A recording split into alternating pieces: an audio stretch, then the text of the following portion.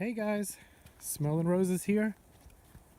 I'm still on day 2 of my False Cape State Park adventure, and after a pretty grueling 10-mile hike earlier today, early this morning and in the afternoon, made it back to camp and took about a 2-hour break. Had some tea and a snack, took a little rest, and now we're back on the trail again. I'm going to head out to an overlook on the back bay and try to catch a sunset this evening. So this hike will be about a mile and a half one way from camp.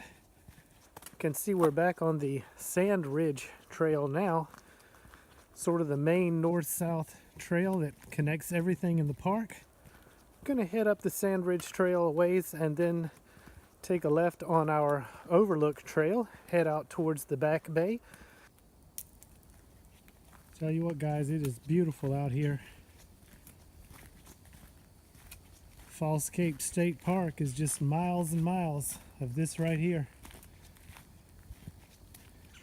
And I have seen almost no people on my trip. I'm nearing the end of the second day, and the only people I've really seen were, I saw a few employees of the Back Bay Wildlife Refuge when I was coming through there early yesterday morning, and I spoke to a park employee at the False Cape Visitor Center yesterday, and other than that I didn't see anyone yesterday.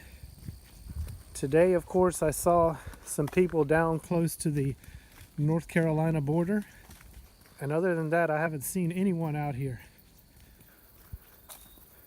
Tomorrow is a Saturday, so likely there could be more activity. But anyway, this is our trail. Just a little over quarter mile to the Overlook, and let's hope it's not a blocked up marsh view, but let's go check it out. Alright guys, well, I'm now backtracking the Pintail Overlook trail. Unfortunately, about halfway down the trail it was totally flooded out. Water spilled over from the surrounding marsh, I guess, and it was impossible to tell how deep the water is. Very boggy conditions on the bottom, so looks like that plan is not going to work. Still have about 30 minutes before sunset, so I'm going to consult the map and see what options are available. I think the best option is going to be to backtrack and head back down to the boat dock at the False Cape Bay landing site. That's probably going to be our best bet, and I think I can still make it there in time. The sun is going down, guys, but we're almost there. I think we're going to make it just in time.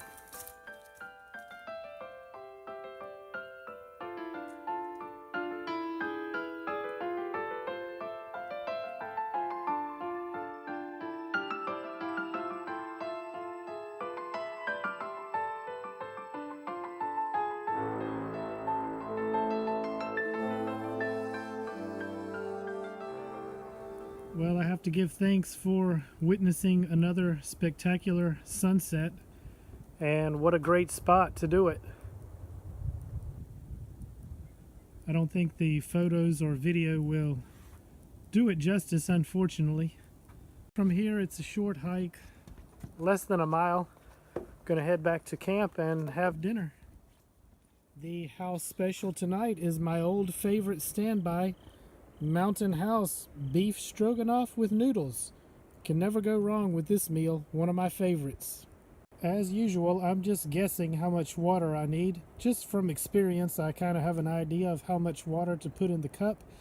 And of course, it's always better to err on the side of a little extra than not enough. My friend John, the MI Woodsman, just recently did a video on how you can mark your cups for measuring in the field. You guys should check that out. It was a really great idea, and I should take some time and try that myself. After dinner, I had to do a few housekeeping chores here around camp and get everything organized for the night. And then I took another short hike. I didn't shoot any video on that hike, just kind of a little personal fun hike I did. Hiked out to the dunes and got out in the open where I could see the night sky. I did bring one of my star charts with me, so trying to identify some stars and constellations. And I took a few pretty cool photographs of the moon. Anyway, I didn't stay out there long. Came back to camp, and the final tally for today was just under 13 miles. So I'll see you guys in the morning. Good morning, guys. Smelling Roses here. Day 3 here at False Cape State Park. And we're about to head over the dunes for another awesome sunrise.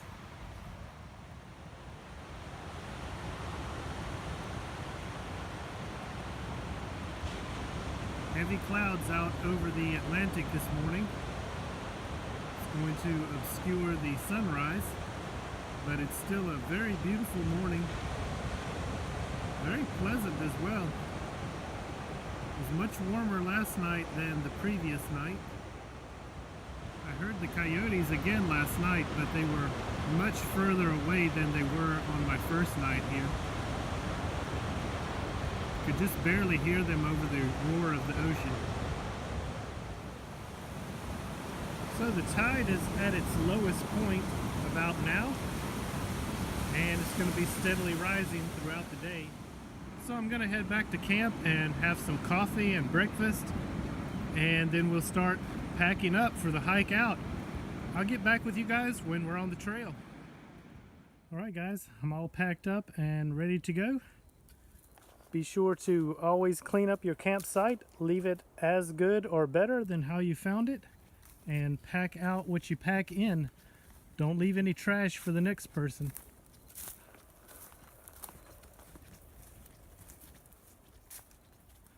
Tell you what guys, this pack sure feels a lot lighter than it did 2 days ago. Gonna be cruising today. So I'm gonna make a little bit of a tough slog here through this soft sand. We're gonna go over the dunes again, back out onto the beach, and we're gonna hike north a couple of miles to the Barbour Hill area of the park. A couple of miles up the beach to Barbour Hill, and then we will return into the interior of the park and pass by the visitor center on our way out.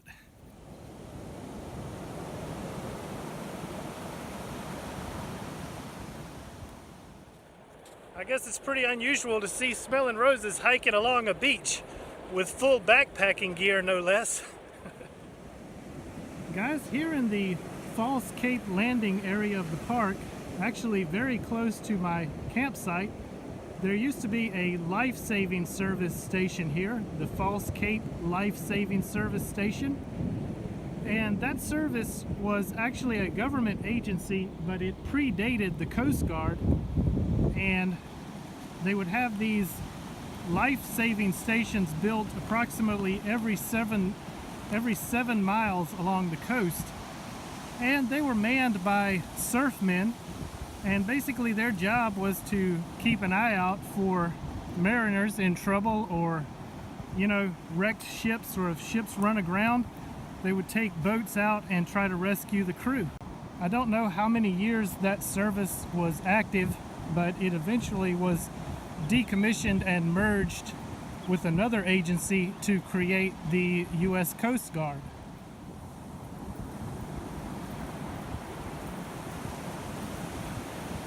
Guys, this is just really surreal. Miles and miles, pristine, undeveloped beach, and I'm just out here all by my lonesome. Okay, there it is, guys. Barbour Hill.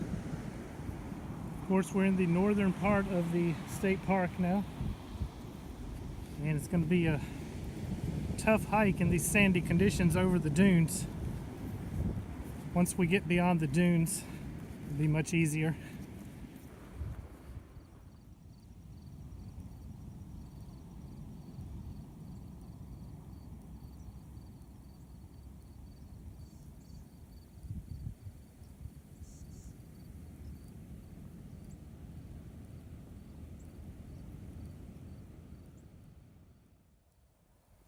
So I'm at the Barbour Hill Campground. Really nice sights here as well. And of course the advantage to the Barbour Hill sites is they have drinking water near the campsites. And it's empty, guys. Unbelievable. I know it's late October, but still hard to believe no one was here.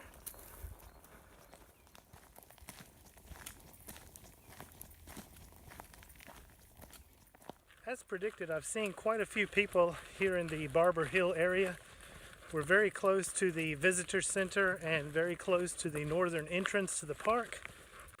Apparently, I'm the only person out here that hiked in on foot because everyone I've seen has been on a bike. Wimps. Okay guys, I just left the visitor center. Took a short break there and stocked up on a few souvenirs to take home. This is the same trail that I used to enter the park when I hiked in 2 days ago. We're actually less than 3/4 of a mile from the northern park boundary.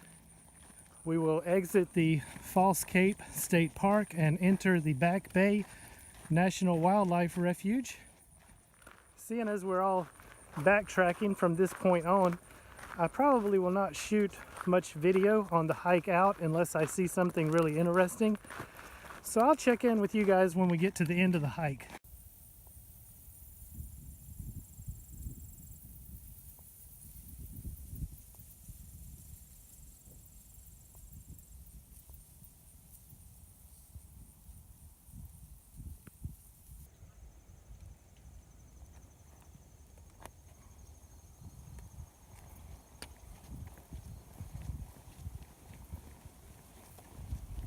It's only about a mile left to get back to the parking. So this adventure is quickly coming to an end. I did about 10 miles on day 1 and around 13 day 2, and probably about 7 miles today. So it's going to be about 30 miles over the 3 days. I hope you guys enjoyed the series. Thanks so much for coming along. Appreciate all your views and comments. Thanks a lot, guys, and as always, I'll see you on the trail.